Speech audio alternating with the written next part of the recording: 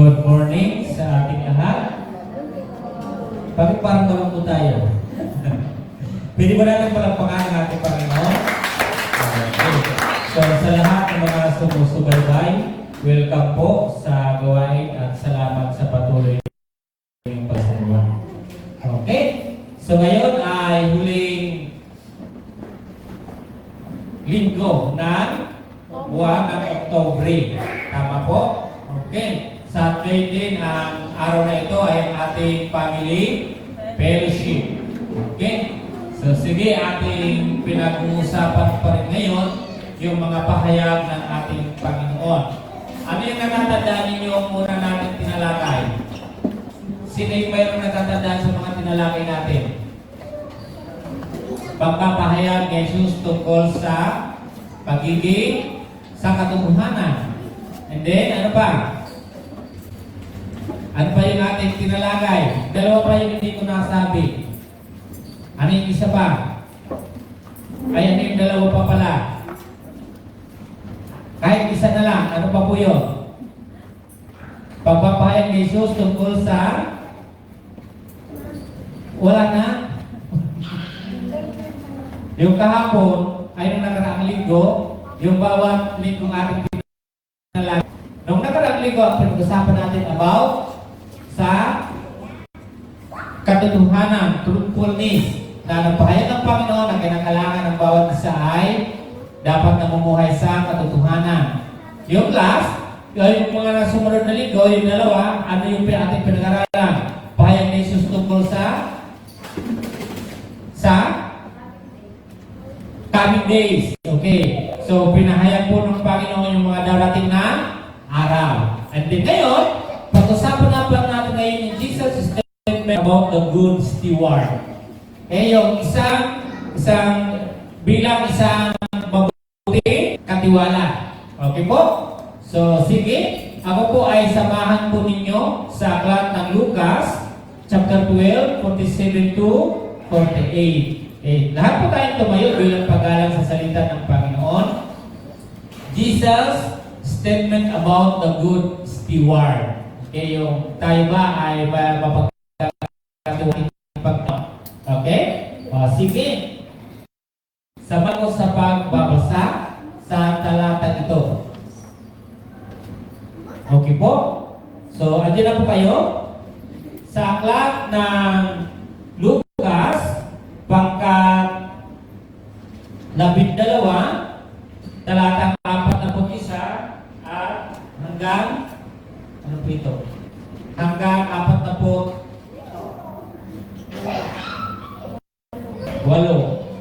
Yung verse po dyan naman nakalagay is 47 to 48, pero basahin na lang po natin yung buo para kumplito po. Ano po?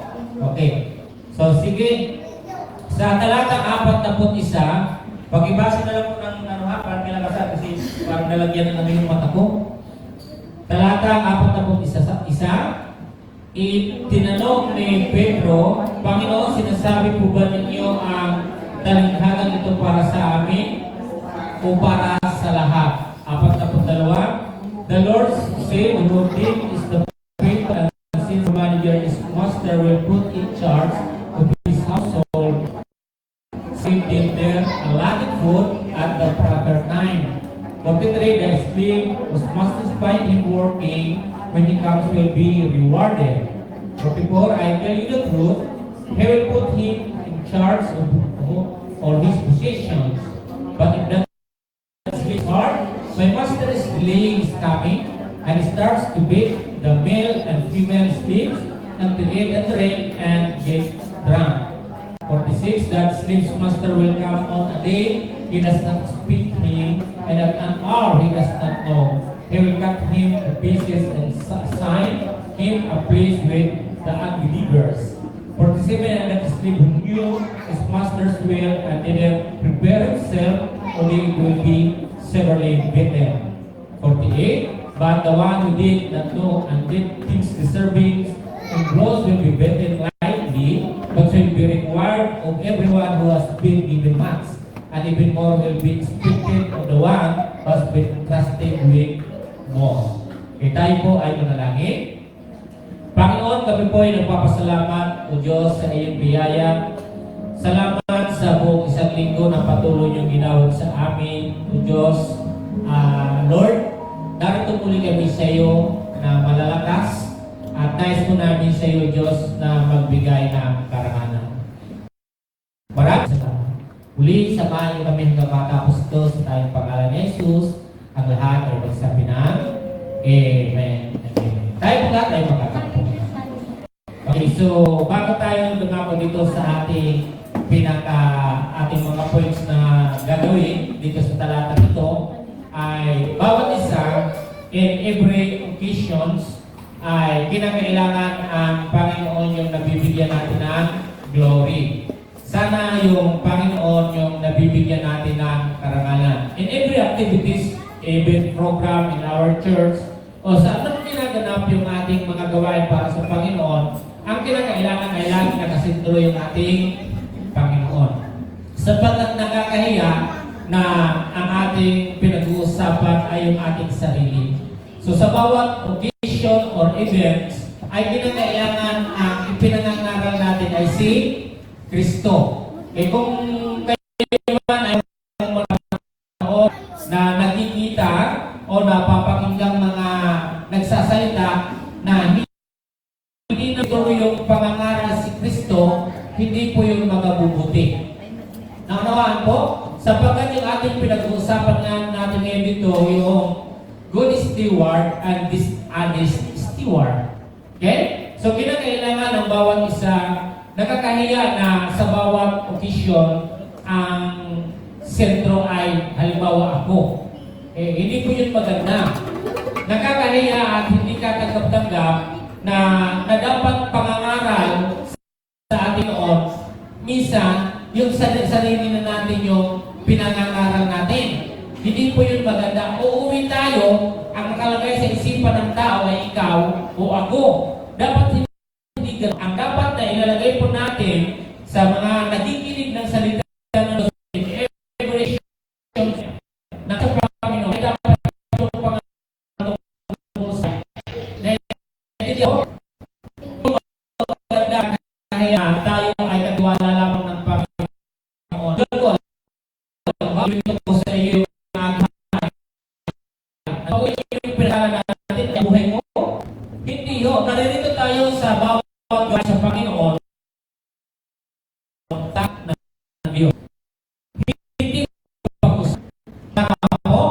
mali yun, kung kayo ay nakakapanood at nakakapanood yung pangangaral, mali po yun. Ang dapat na ipapangaral ay si Kristo na parang ang nangyayari ay parang pinapaalis na natin sa upuan si Kristo at tayo ngayon upo at tayo yung papa.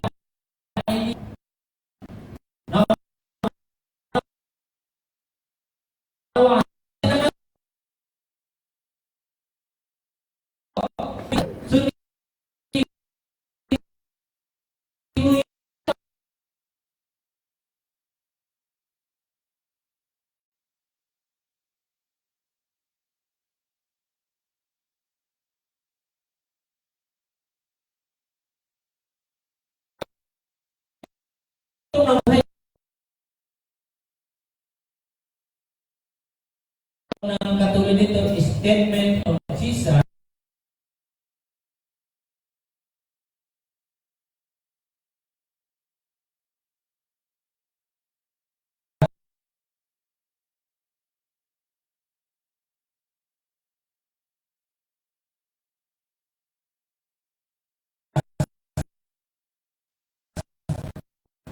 Hindi natin darating at natin ang magpanggap na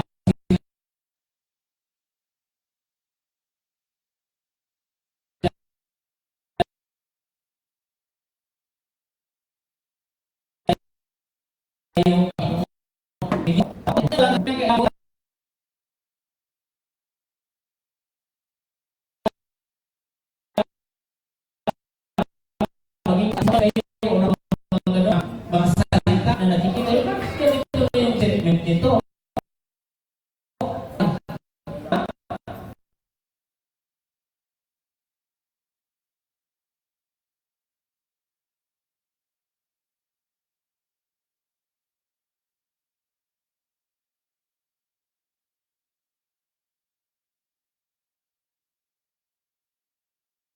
ayaw na.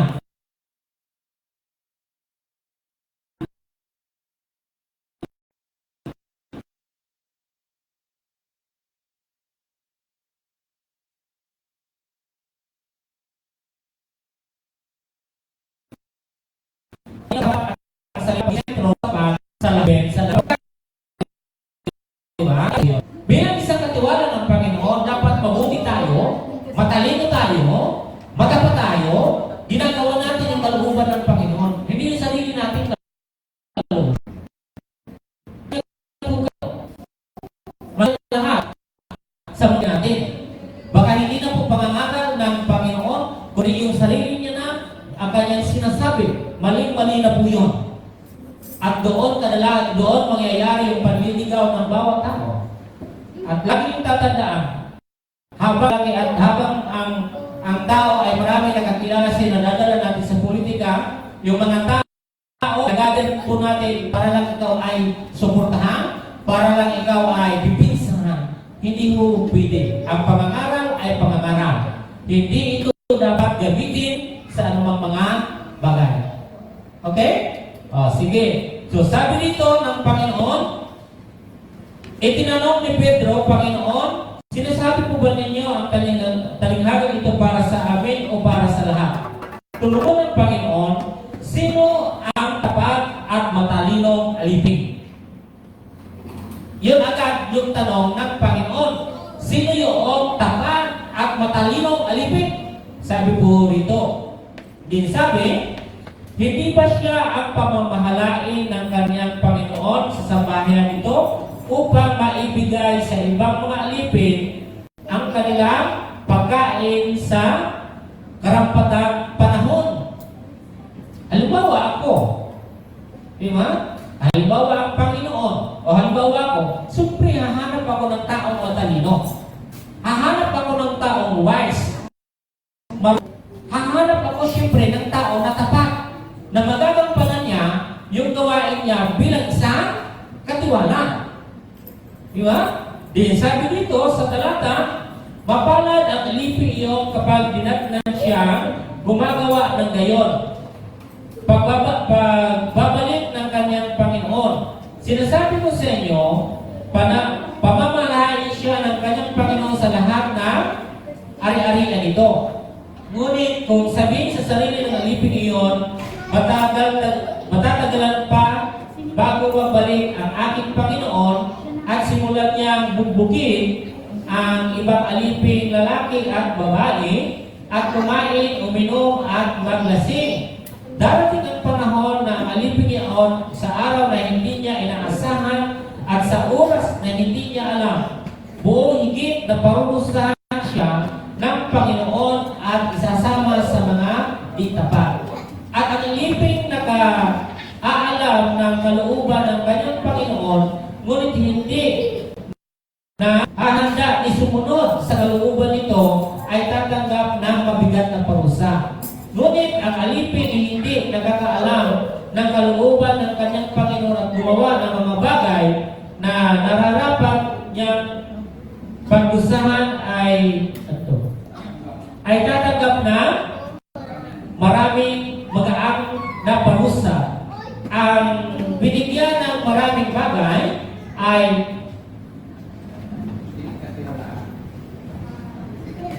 maraming bagay ay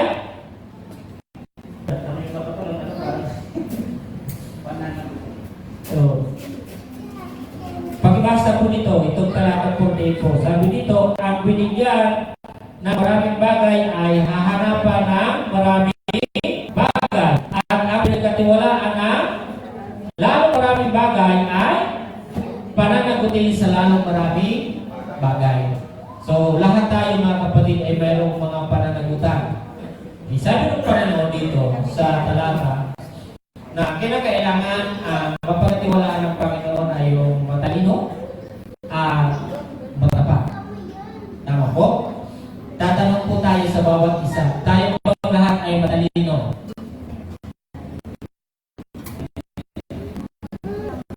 Matalino po ba tayo? Pangalawang tanong, may utang po ba tayo? So matalino tayo. Dinaan mo na no? Dinaan mo na utak. So dalawa ito, sabi yung matalino at dapat matapat. No? Dito sa talata na binigay na sinabi po ng ating Panginoon sa talata, na sabi ng Panginoon na kinakailangan ng bawat alipin ay maging totoo at tapat siya at matalino siya. Ginagawa niya yung kalooban ng Panginoon at yung mga benefits na dapat maibigay ay dapat na ibibigay. Tama po? So kami yung katiwala, maraming ibinibigay. Sino dito yung katiwala sa isang tahanan? Naranasan niyo na po yun? Pag kayo po ay katiwala ng isang bahay niyo, pamamahalain kayo sa isang bahay, sasabihin, aalis kami, and then iiwan namin kayo rito. Lahat ng naririto ay ikaw yung mamahala. Laging tatandaan, kapag ang isang may-ari, nagbigay po siya ng pahintulot sa iyo, maliwanag po yun na ikaw ay kanya pinagkakatiwalaan. Tama po? Hindi po siya natatakot. Hindi siya nag-aalangan sa iyo sapagkat kilala ka niya. Sabi nga po ng Biblia, di ba? Di ba papamahalaan kanya ng kanyang mismo ay sapagkat kilala ka. At siya ay kumpiyansya na walang mangyayari. At iiwan niya siya yun, aalis po ang iyong amo. Ngayon bilang isang katiwala, ano ang iisipin mo? Lahat ng naroon, parang ikaw na yung may-ari, sapagkat wala ang iyong Panginoon. Wala ang yung may-ari. So, pag ikaw na lang yung natira, sino na pong may-ari nun?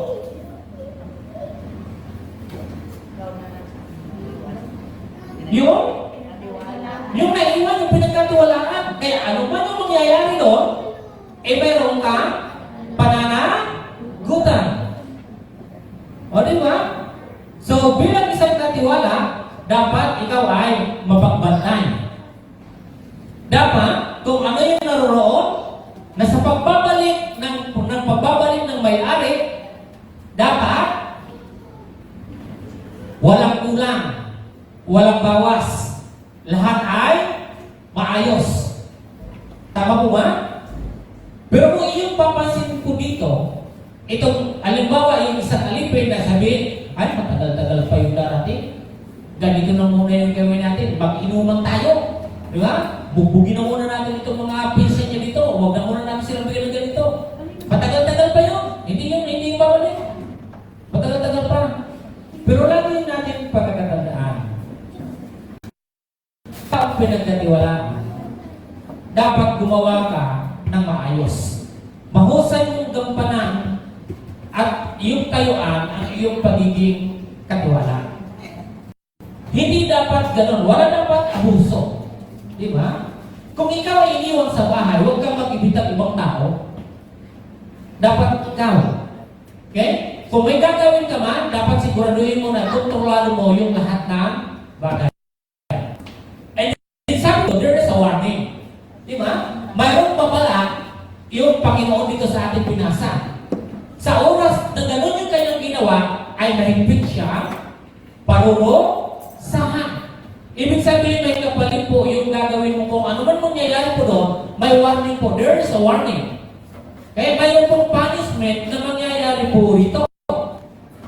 Kaya sabi doon, ang pinamahalaan ng maliit ay pananagutin sa maliliit na bagay.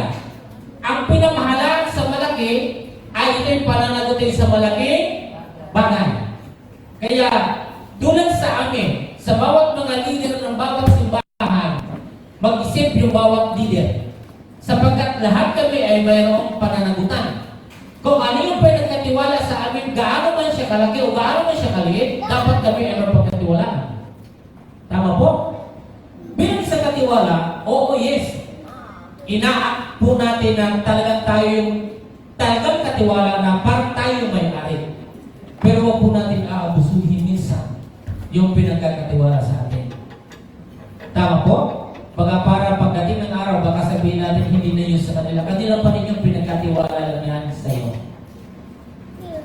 Tama, no? Kaya lahat ng tayo na bilang naglilingkod sa Panginoon, Panginoon, tignan po natin yung sarili po natin na tayo po ay katiwala ng Diyos at hindi po tayo yung may-ari ng lahat na bagay. Ang lahat ng ginagawa po natin ay tinitingnan pa rin ito ng ating Panginoon. Lahat ng bagay, marahil ito sa ginagawa natin. Yung tao ay pwede, ang iba, siguro pwede po natin malusutan, pero huwag po ninyong isipin na malulusutan natin ang Panginoon sa lahat ng ating ginagawa. Alam ng Panginoon kung ano ang ginagawa ng lahat ng tao. Lihim man ito kaya. Tama? Sabi niya, bakit natin ito pinag-aralan? To teach us not to be deceptive stewards. Huwag po tayong mga tusok ipin. Alam niyo mga kapatid, hindi po magandang tawagin yung crafty or tusok o deceptive, deceitful. Okay? Hindi po kailangan na dito sa pag-aaral natin ayon ng Diyos na ang katiwala niya ay isang tusok. Di ba? Ano po yung sa Tagalog, iba pang Tagalog ng tusok? Saging. Gahaman. Tama? Huwag tayong maging gahaman. Huwag tayong maging saging. Huwag tayong maging tusok. Huwag tayong mapaglaman ng tao. Tama po? Hindi gusto ng Panginoon na makita niyo yung kanyang katiwala na tusok, mapaglaman, gahaman. Ayaw ng Panginoon ng ganun. Kaya pinamahala niya kasi alam ng mabuti ka katiwala. Pag makita ko isang tao mabuti, pagkakatiwala ko siya. Pero pag siya hindi talaga mabuti, bakit ko naman siya katiwala? Yung sa mga properties. Di po ba? Mapapaliwala yun. Kaya ang Panginoon, nahanap niya yung mabuting katiwala. At ikaw yun, at ako. Sana lahat tayo. Tama po? Okay. So sabi niya, Jesus spoke to His disciples about unfaithful servant, dishonest servant. Mayroon po dito sa aklat ng Lucas chapter 16 verse 1-12. Basahin po natin. 16:1-12. Ito po yung kanyang sinabi. Sabi niya, may isang mayaman at may isang katiwala, isinumbong sa kanila na nilulusutin nito ang kanyang ari-arian. Again ha, tayo ay katiwala. Wala tayong karapatan para lustayin kung ano yung pinagkatiwala sa atin. Tama ba? Mamaya, pagbalik ng may-ari, wala na yung refrigerator. Wala na yung sasakyan kasi nilustay mo na. Ito yung nangyari mga kapatid sa isang puso. Sabi dito, sa talata, kaya ipinatawag niya at tinanong, ano ba itong naririnig kong tungkol sa iyo? Isulit mo sa akin ang buo ang pangangasiwa mo sa aking ari-arian. Pagkat mo lang ngayon, ay hindi na ikaw ang katiwala ko. Ang hirap mga kapatid at nakakahiya. At mayroong narinig ang inyong amo na ganito sa iyo, rumors, chismis, na may ginagawa ka doon, and then sabay sasabihin ng may-ari, yung may-ari o yung Panginoon, ibalik mo na sa akin ngayon yung lahat mo pinagkatiwala sa akin, pinagkatiwala ko sa iyo. Kaya dapat clear po yun, dapat mayroong inventory, lahat ng iniwang sa iyo, dapat complete po yun. Hindi mo siya nilusta. Ang sabi dito, nawila ng katang sa sarili, aalisin na ako ng aking Panginoon sa pangasiwa. Ano ang gagawin ko? Hindi ko kaya magbungkal ng lupa. Nahihiya naman akong magpalimos at alam ko na ang aking gagawin, maalis mo ako sa pasiwa, may tatanggap din sa akin sa kanilang tahanan. Isa-isa niya ngayon tinawag ang mga may utang sa kanyang Panginoon. Alin po, ano po yung ginawa niya? Mayroong mga pautang ng kanyang Panginoon at pinuntahan niya ito ng isa-isa. Tinanong niya ang una, gaano ang utang mo sa aking Panginoon? Sumagot ito, 100 tapayang lanisbo. Ito ang kasulatan ng iyong pagkautang. Dali, mabukat gawin mong 50 po. So, dinagdagan po ano?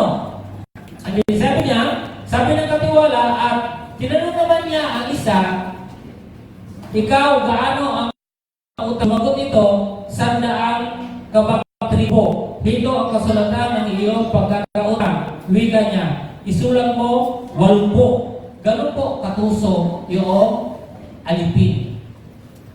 Di ba? Tayo lahat ng Kristiyano, hindi po tayo tinuruan ng Panginoon na maging tuso.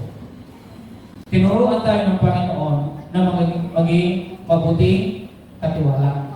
Huwag po tayo maging bantay sa lakay. Tandaan niyo mga kapatid, sa Roman chapter 13, itong government po mga kapatid ito ay tinanda ng Panginoon.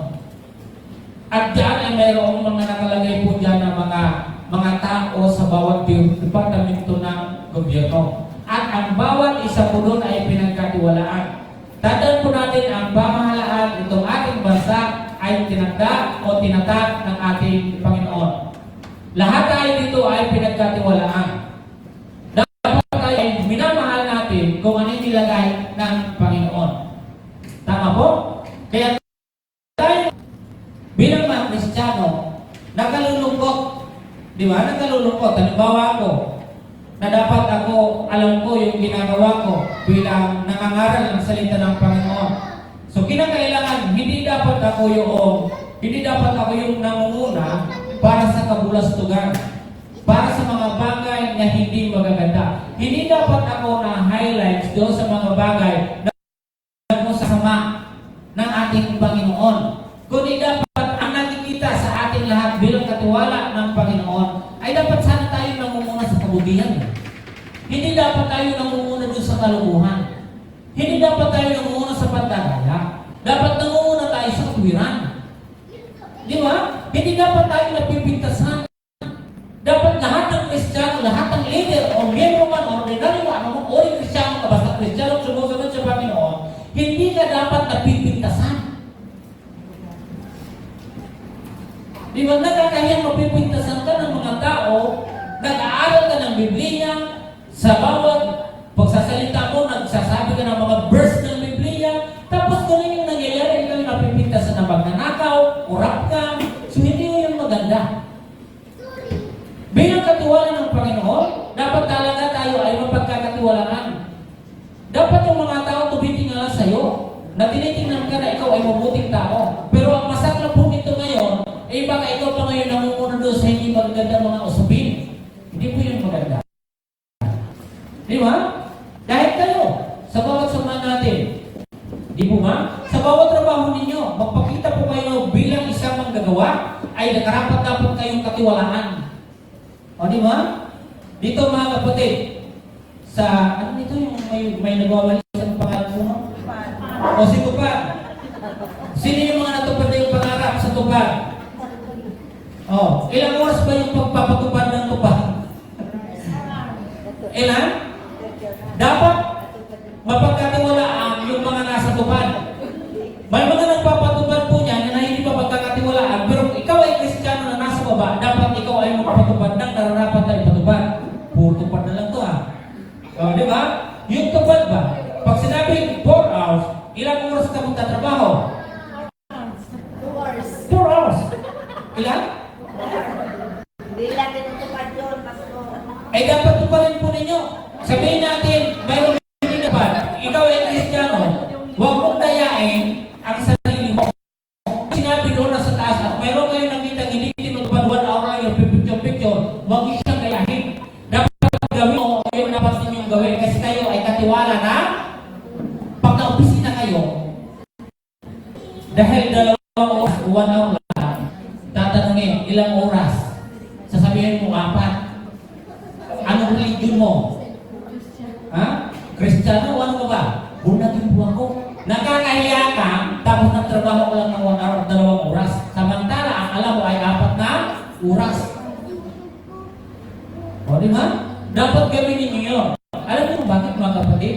Yung pinasa natin kanina, umalis po yung manager, umalis po yung Panginoon. Babalik po siya eh.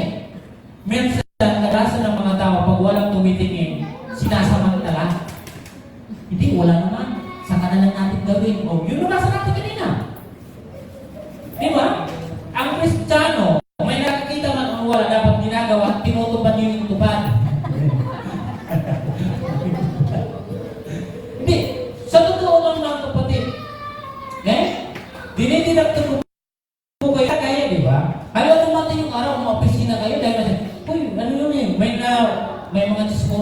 isipin nyo lang, mga parang nagkikwento-kwento dyan. Sila, hindi ginawa yun, pero dahil ikaw ay napakikita, ikaw pa yung masasala. Ngayon, ikaw masasala. O di ba nakakahiyan? Bilang katiwala na, gawin nyo lang yung part natin. Tama po ba? Kung sila man ay hindi gumagawa ng tapat, huwag mo siya nang gayahin, maging tapat ka sapagkat mabuti kang katiwala, pinili ka ng Panginoon. Kaya ano man ngayon kung sabi, oy Mari, huwag na, kasi ganito sila, ay ganito. Huwag mong gawin, sapagkat dinadaya mo lang yung sarili mo. Hindi ka mabuting katiwala niya. Nagtitiwala sa inyo na nagwawalis kayo ka, tapos, nagwalis na yung isang oras, atayin nyo na yung 3 oras na hindi kayo nagwawalis, kikwito-kwituhan lang kayo dyan sa kanto, para matupad doon, tapos aatay nyo, magkano yung bayan mo? Magkano yung bayan mo?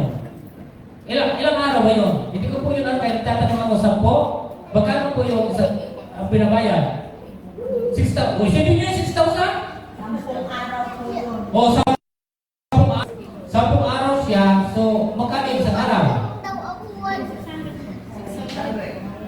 600. O, 600 ng araw. Tapos, picture mo na ganito. Ano pinag- dinadaya mo yun. Sarili mo, dinadaya mo yung gobyerno. O, ano man yung pinagsak nila doon, kung may nagdadaya sila, huwag kayong magdaya. Kung may nagdadaya doon sa taas, huwag kayong magdaya. Tama po ba? Huwag yung gawin yun sa pagkating maganda. Ito yung binasa ko sa inyo ngayon. Di ba? Huwag tayong maging tuso. Di ba? Ang sabi dito sa talatang siyam, at patuloy sa pagsasalita. Kaya sinasabi ko sa inyo, gamitin ninyo sa pagpapakaibigan ng kanan, ng sarili, ng sanlibutan ito, mapos man ito ay may tatanggap naman sa inyo sa tahanan ng walang. Ang mapagkatiwala sa maliit na bagay ay mapagkatiwalaan din sa malaking bagay. Ang mandaraya sa maliit na bagay ay mandaraya rin sa malaking. Hindi kayo mapagkatiwalaan sa kayamanan ng sanlibutan ito. Sino magtitiwala ng kayamanan? At kung hindi kayo mapagkakatiwalaan sa kayamanan ng iba, sino ang magbibigay sa inyo ng talaga para sa inyo? So, naiintindihan yung pitong aking binasa kahit hindi ko na ipaliwanag? Kapag natuto kang magdaya sa maliit, hindi malayo, matututo kang magdaya sa maliit. Kaya kung hindi ka nagwalis ng isang oras, ay hindi ka nagwalis sa 4 na oras at nagwalis ka lang ng isang oras, sa susunod, ay pili mo pala, anong oras lang kayo hindi magwalis? Sa susunod, ano lang kayo tatong oras? Isa na lang oras na nagtitira? Nang dahil sa natuto kang magdaya. Huwag tayong magdadaya ng oras, huwag tayong magdadaya ng ating kapwa. Lahat ng mga Kristiyano, hindi ko usapin yung dahil pinakamataas kang hindi. Pinakamataas o mababa ka, ano mang murid ka, Kristiyano ka, sunod-sunod sa Panginoon. Huwag kang magdaya. Maging mabuti ka, katiwala. Ang pinagkatiwalaan sa maliit na bagay ay mapagkakatiwalaan sa malaking bagay. Mandaraya sa maliit, magiging mandaraya ka sa maliit. Diba? So, yan po yan. Then, punta tayo doon sa pangalawa. Jesus' parable about the civil servant entrusted with money. Tungkol sa pira. Tungkol na ito sa pira natin pag-usapan. Matthew chapter 25, 14 to 30. May Panginoon po dito. May isa pong Panginoon na umalis dito, mga kapatid. Punta po ninyo. Papatagalin natin ito para maintindihan natin. Punta natin yung 25 verse. Ano to? 14. Ang paghahari ng Diyos ay may tutulad dito sa may isang manglalakbay. Kaya tinawag niya ang kanyang mga alipin at ipinagkatiwala sa kanila ang kanyang ari-arian. Binigyan niya ng salapi ang bawat isa ayon sa kanyang kakayahan. Una, magkano yung binigyan? Magkano? 5,000. Sunod? 2,000. Sunod? 1,000. 5K, 2K, and then 1K. Money. Ang pera ngayon, sadyang, pangalan ito yung pera, sadyang init sa mata ng tao. Tama? Kaya yung tao, sa panahon natin ngayon, gumagawa ng iba't ibang paraan para magkaroon ng sa paghahanap ng pera, wala pong problema pag ito ay nanggaling sa marangal na kinuha ninyo. Pero ang pera na nanggaling sa hindi marangal, huwag natin ipagbunyi sapagkat hindi po yun maganda. Ano po? Ang ipagbunyi po natin kahit maliit siya basta sa marangal. Kung kukuha ka lang naman ng magmamalangin ka dahil mayroon kang pera, hindi naman siya marangal, nanggaling naman sa hindi magandang huwag kang magbunyi sapagkat hindi po yun nakatutuwa. Pero ngayon, isang marangal ang pinagpaguran po natin. Masaya mo na ginawa ang lahat kahit maliit siya dahil nanggaling naman sa iyong kamay, pinagpawisan, pinagpagalan mo yun, magbunyi ka sapagkat wala kang dinaraya. Wala kang dinayang tao, wala kang nilamangan, hindi ka naging tuso, di ba? Hindi ka naging sakit. Okay? Ito mga kapatid, ang Panginoon, itong manlalambay na ito, nagkatiwala ng 5,000, nagkatiwala ng 2,000, and then 1,000. So, sino po? Ano po yung ginawa ng dalawa? Ano ang ginawa ng dalawa? Nangalakal, kinalakal niya yung 5,000. At nung kinalakal niya yung 5,000, tumubo po siya ng 5,000. At din yung 2,000, nangalakal din po siya at tumubo din po siya ng 2,000. And then yung 1,000, ano ginawa? Humukay sa lupa. Ililibig. Sapagkat ang alam niya, sabi niya, alam ko po kasi napakahigpit ninyo, kaya ganito yung ginawa ko. Siya ay isang hindi magandang alipin. Diba? Hindi siya mabuting katiwala. Nilibig niya yun. At then ibinigay niya, pero sabi ng Panginoon, ikaw ay hindi tapat na alipin. Kunin. Kanya binigay. Doon sa 5,000, ibinigay ulit doon. Sabi nung, kapag ikaw ay mayroon, ikaw ay bibigyan pa. Kapag ikaw ay mayroon, yung mga kahit maliliit na bagay, kukunin pa sa iyo sapagkat hindi ka mapagkakatiwalaan. Huwag po tayong mandadaya. Tama po? Okay. 4 na bagay mayroon tayo mga kapatid. How to serve as a good steward. Okay, paano maglingkod bilang isang mabuting katiwala? Number 1, being a good steward requires intelligence. Hindi pwede po na ikaw ay pinagkatiwalaan ng Diyos na wala kang talino. Tama po? Bakit ako magtitiwala ng isang bagay, isang tao na hindi ginagamit yung kanyang talino, yung kanyang utak? Di nagsayang lang naman ako sa pagtitiwala sa kanya. Di po ba? Binibigyan ng Panginoon yung isang bagay na dapat mayroong angking galing, angking talino, yung kanyang pinagkakatiwalaan. Bakit kayo po nakukuha? Bakit kayo na-apply? At bakit kayo napupuno? Bakit napupromote yung isang tao? Sapagkat nakikita po doon na nagtitiwala sa inyo na mabuti kang katiwala at may angking kang talino, may angking kang galing, may pamamaraan, may ginagawa. Yung pinamahalaan ng pera, nalaman ng Panginoon na magaling, matalino. Diba? Mabuti na siyang katiwala at mayroon po siyang galing at talino. Lahat tayo ay dapat maging matalino sa mga nangyayari sa buhay natin. Sapagkat lahat tayo ay binigyan ng talino ng Panginoon. Tama po? So ano po yung sa babasahin ko mga kapatid? Sabi niya sa talata sa 41-42a sa Lucas, sabi niya sa chapter 12, sabi dito sa 42, tinugon ng Panginoon, sino ang tapat at matalinong alipin? Unahin natin yung matalinong alipin. And then sabi niya, hindi ba siya ang pamamahalain ng kanyang Panginoon sa sabayan ito upang magbigay ng upang maibigay sa ibang mga alipin ang kanilang pagkain na karapatang panahon. Mapalad ang alipin iyon kapag nilamdan siya ng gumagawa ng gayong pagbabalik ng kanyang Panginoon. Tama po ba? Pinamahalaan ka ng Panginoon tulad dito. Paano kung wala kang talino? Ang nangyari doon sa hindi matalino at hindi dapat pinagbubugbog, hindi pinakain. Siya ay nagpakalasing.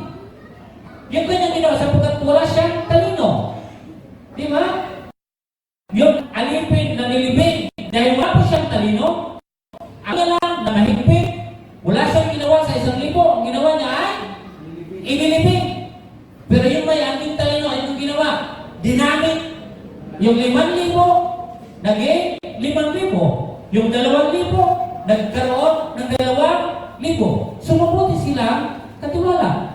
Ang pinagkatiwala ng Panginoon, mas lalo siya ang pagkakatiwalaan pa ng malaki. Dahil naroon po siyang aking talino. Tama po ba? So letter A, sabi niya, dito under po dito, intelligence is a gift from God. Ang katalinuhan ay isang regalo mula sa Diyos. Kaya lahat tayo dito, naniniwala ko, mayroon po tayo talino. Mayroon tayong utak. Ang problema, parang kasi nakikita mo mas matalino siya kaysa sa'yo, kaya di mo siya gaano ginagamit. Pero ang totoo, matalino ka tao. Tama po ba? Lahat tayo matalino. Wala po ditong bubo na sinasabi umangmang. Kung mayroon man hindi lang ginamit, ang totoo may talino talaga yung tao. Hindi niya lang nagagamit na maayos. Tama po ba? Lahat tayo ay dapat gamitin yun sapagkat tayo ay pinagkatiwalaan ng Panginoon. Ang mangyayari nito, pag di po natin yung ginamit, matutulad po tayo ng 1,000 na nilibing. At ang gagawin pa ng Panginoon, kahit meron tayo, meron ka pa, kukunin pa ng Panginoon, ibibigay pa doon sa mayroon. O di wala ka na. Ang tao po noon, dishonest servant. Walang silbing katiwala. Ang katiwala ng Panginoon ay mayroong ang galing, ang talino. Letter B, intelligence must be used correctly. Okay, sabi niya, ang katalinuhan ay dapat gamitin ng tama. Ito lang yung hindi maganda. Mayroong hindi maganda talaga dito. Yung talino natin, huwag natin gamitin sa paninilang, huwag natin gamitin sa pagtutuso. Okay? Ngayon, na para lang malamangan yung kapwa. Ginagamit yung talino na hindi sa maganda. Lang yung tandaan, yung talino na yung binigay sa'yo ng Diyos. Bilang katawa ng Panginoon, gamitin mo yan sa tama. May ginagamit niya yung talino, ginagamit natin sa hindi magandang pamamaraan. Na dapat hindi yung mangyari sa atin. Tama po ba? Hindi lang ito mga kapatid doon sa mga hindi nakikilala. Lagi sa mga nakikilala niyo sa Panginoon, ginagamit po yung utak, yung talino sa hindi maganda. Para makapaglaman ng kapwa. Lagi niyong tatandaan, ikaw ay katiwala ng Diyos. Hindi umaasa ng Diyos. Hindi niya inaasahan na gagamitin mo yung talino mo para mandilang ng tao. Hindi po. Hindi inaasahan yun ng Panginoon na ikaw ay mandaraya. Hindi yun inaasahan sa iyo ng Panginoon sapagkat ikaw ay pinagkatiwalaan. Sinabi sa iyo ng Diyos, ikaw ay mabuting katiwala. Tama po? So lahat tayo, gamitin natin sa tama yung ating intelligence, yung ating talino, our wisdom. Di ba? Gamitin po natin yung sa maayos kasi may pagkakataon na pag lumagpas, pag hindi tayo yung maganda, may proper use po natin yung wisdom na binigay sa atin ng Panginoon, tayo din yung magkakaroon ng problema. Tama po? Sa sobrang talino, sa paghahangad ng ibang bagay, ikaw ay napupunta sa hindi magandang kapupuntahan. Okay? Pangalawa, being a good steward is the proper use of the resources entrusted to them to benefit others and not just themselves. Eh, sinabi natin kanina, di ba? Yung sa verse na yun, sabi natin sa 42b, 43. So, ito dapat yun. Di ba? Ang sabi dyan, ang pagiging mabuting tagapagkasiwa ay ang wastong paggamit ng mga pagkukulang pinagkatiwala sa kanila upang makinabang ang iba at hindi lamang ang kanilang sarili. May pinagkatiwala sa atin ang Panginoon na hindi ka lang yung nakikinabang. Kundi, ano ba yung benepisyo nito magiging sa iba. Hindi lang yung para sa iyo. Minsan tayo ay nagiging makasarili tayo mismo sa ating mga sarili. Bilang katiwala, inaabuso natin yung ating upuan. Inaabuso natin yung posisyon na mayroon tayo. Ang posisyon nilagay sa iyo ng Panginoon. Yun ay isang maayos na posisyon, pero kung sasalaulain mo yung posisyon, hindi na po siya maganda. Di ba? Ano ba yung interested sa atin ng Panginoon? Ano ba yung pinagkatiwala sa iyo? Being a good steward is the proper use of the resources entrusted to them to benefit others and not just themselves. Di ba? As a manager, kung ikaw ay nasa isang positions, ano yung dapat mong gawin? Di ba? Hindi ka dapat nananamantala. Dapat ikaw ay gumagamit ng tama.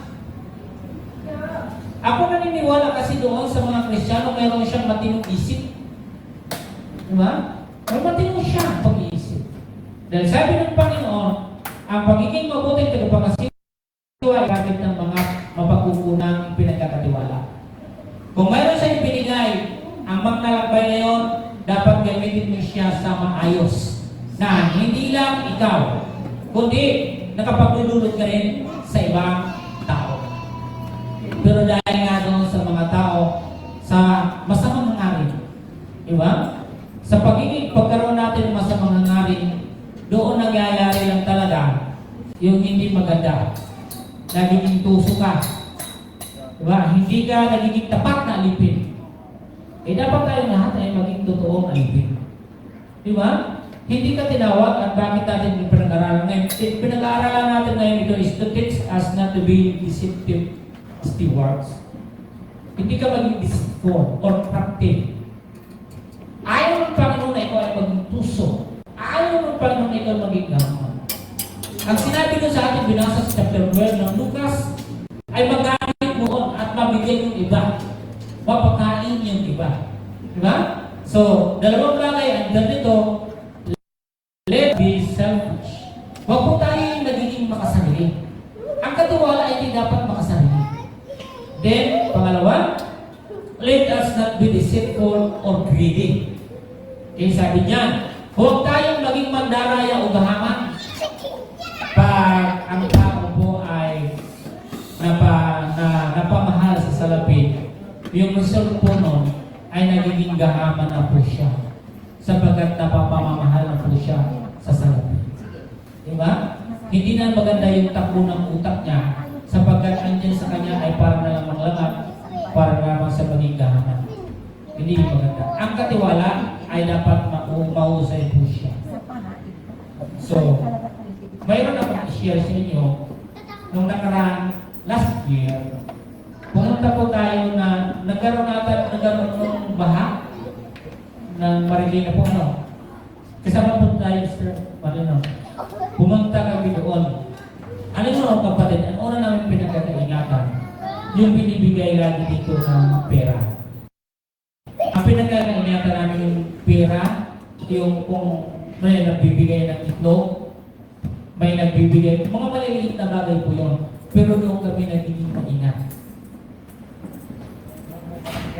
Hindi pili namin samantalahin na porque hindi nyo nakikita, ay lulutungin namin yung ito kayo para sa amin.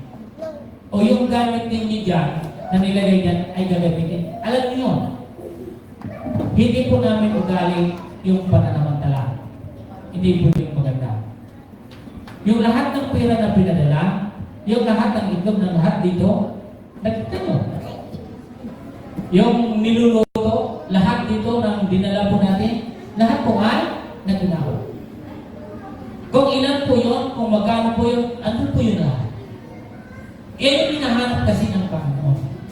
Dahil sabi dito, hindi matagal pa yung babalik ng Panginoon na yun. Hindi pa yung darating. Ganito lang yung gawin natin. Huwag na natin bigyan niya. Ganito na. Magpakain na lang tayo.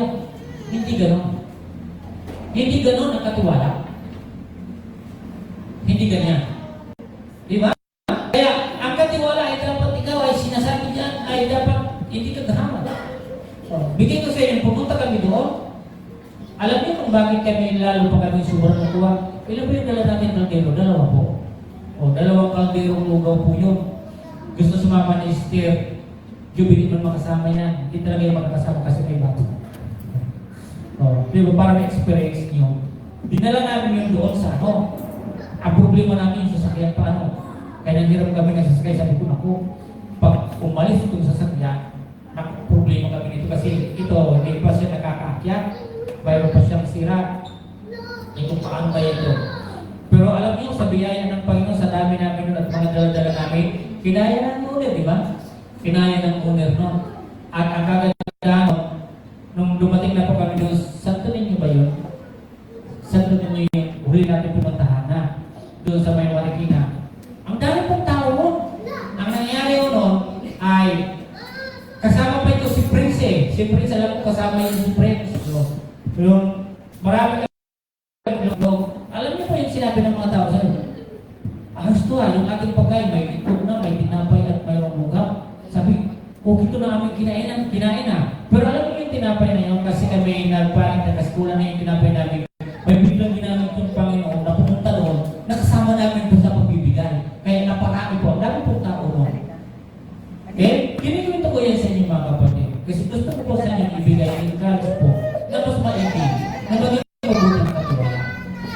Hindi mo naman kailangan gawin. Kasi yung tao na nangangailangan ng katulad mo, may isipan mo pang mandaya.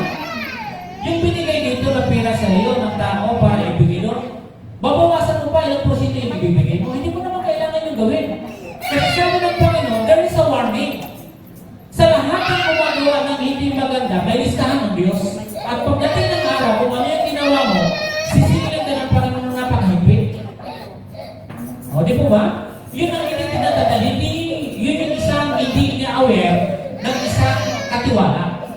Ang akala siguro, pag hindi tao, pwede mo na gawin kung anong gusto mong gawin. Maling taon. Sapagkat mayroon pang nakakita sa iyo ang ating Panginoon. O, di ba? O, dito po mga kapatid yung pangalawa. Pangatlo tayo. Being a good steward means having a faithful character. Hindi po maganda sa isang katiwala na wala ka pong katapatan. Okay? Sabi dyan, ang pagiging mabuting tagapagkasiwa ay nangangahulugan ng pagkakaroon ng tapat na katangian. Ang isang katiwala ay may katangian po siyang may katapatan. May tapat na yung katangian. Yan yung isang katangian ng isang mabuting tagapagkasiwa. Ang katangian niya ay mayroon siyang tapat. Tapat na puso. Tapat na salubin.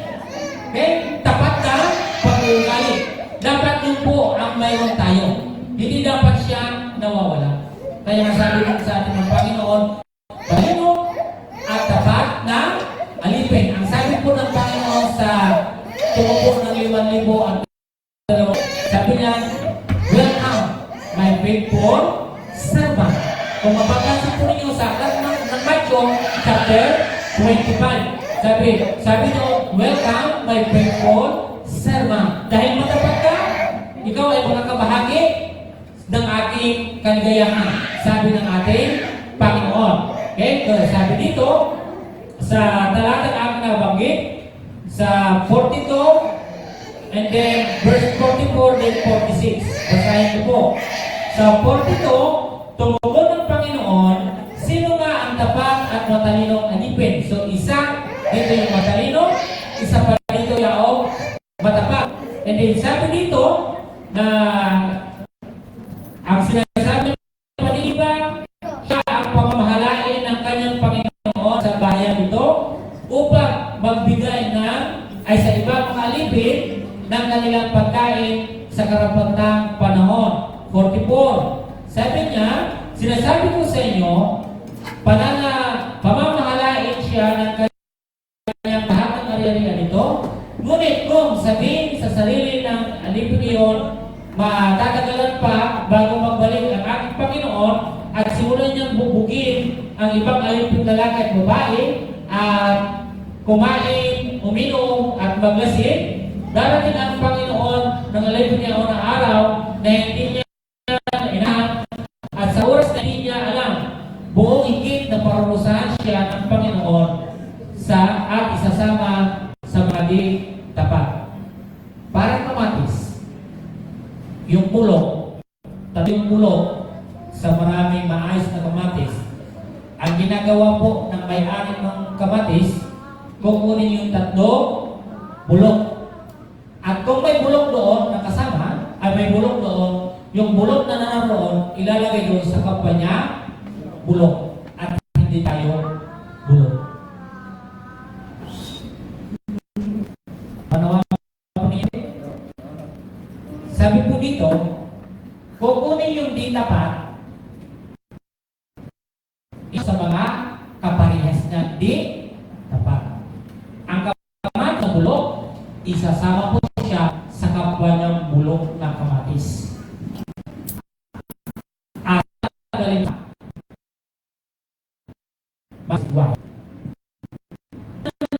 Ay, mga bulok yung kamatis. Tatlo lang yung bulok kamatis. Pero dahil sa tatlong bulok na kamatis, napagbinta na lakas mo ay bulok. Kaya wala tanggalin yung bulok para makita po yung magagandang mga kamatis. Naunawa po, ito mga kapatid, ito yung gagawin ng Panginoon.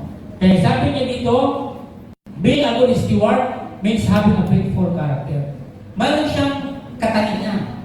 Isa sa katangian na mayroon siya, yung pagiging tao. Tama po? Ano sabi dito? Being honest in the way we live. Okay? Sabi niya, maging tapat sa paraan ng ating pamumuhay. So dapat tayo ay naging tapat sa paraan ng ating pamumuhay. Huwag niyo sabihin, wala naman ito mapa natin na natin ito. Wala naman ito mapa natin, kunin natin ito.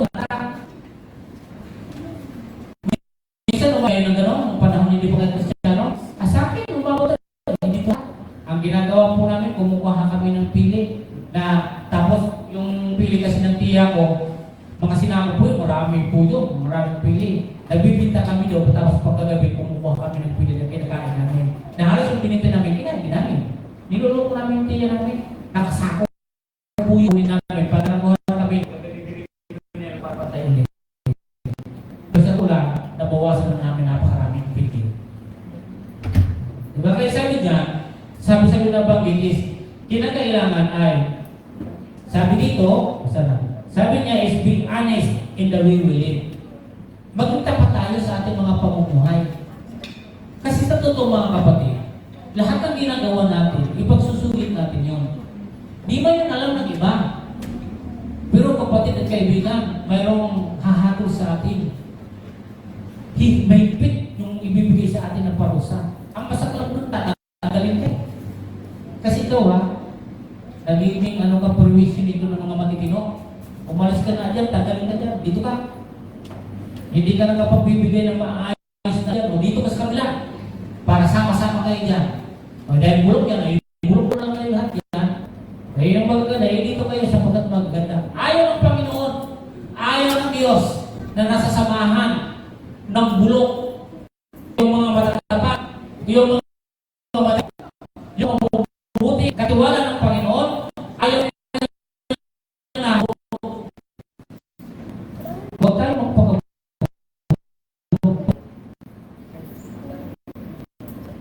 Diba? Kaya kung kayo may nakita, katulad ng mga leader, mga mayor, nakita na ganyan mga hindi na sinasalita, hindi na nangangaral sa Panginoon.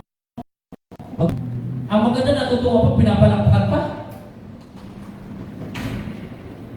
Hindi na nag-iisip yung mga membro.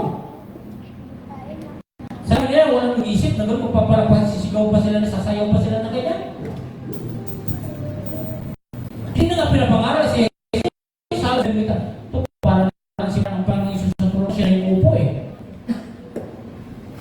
Nakalulungkot, di ba? Yan yung nangyayari. Tayo tinawag na mabuting katiwala.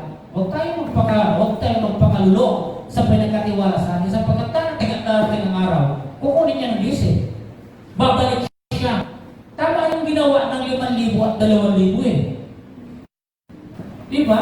Pera yan eh. Ang pera na yun, nakakaakit.